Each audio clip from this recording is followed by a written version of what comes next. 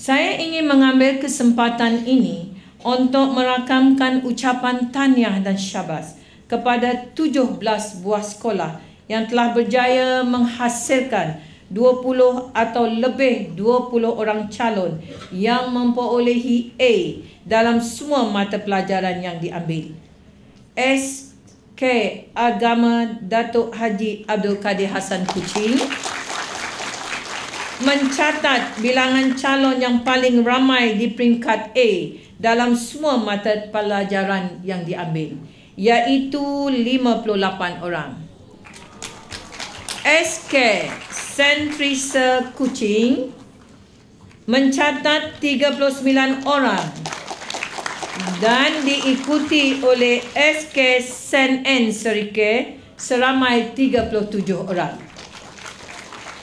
SK Green Road Kuching, daripada 143 orang calon, 34 mendapat A cemerlang.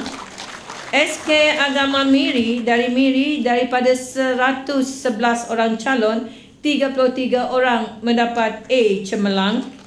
SK Jalan Bintang Miri, 154 calon, 33 A cemerlang.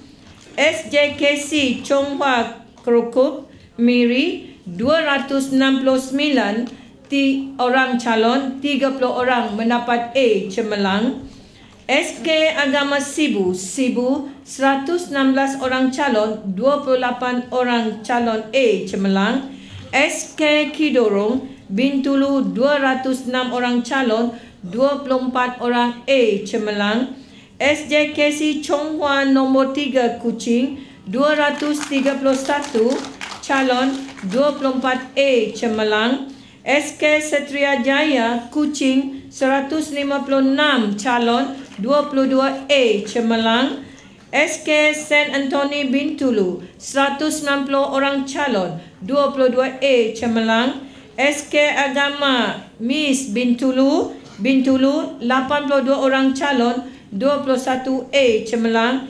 SJKC Sulai Sibu, 168 calon, 21 A cemerlang. SJKC Tonghua Sibu, 179 orang calon, 20 A cemerlang. SK Matang Jaya Pedawan, 183 orang calon, 20 A cemerlang.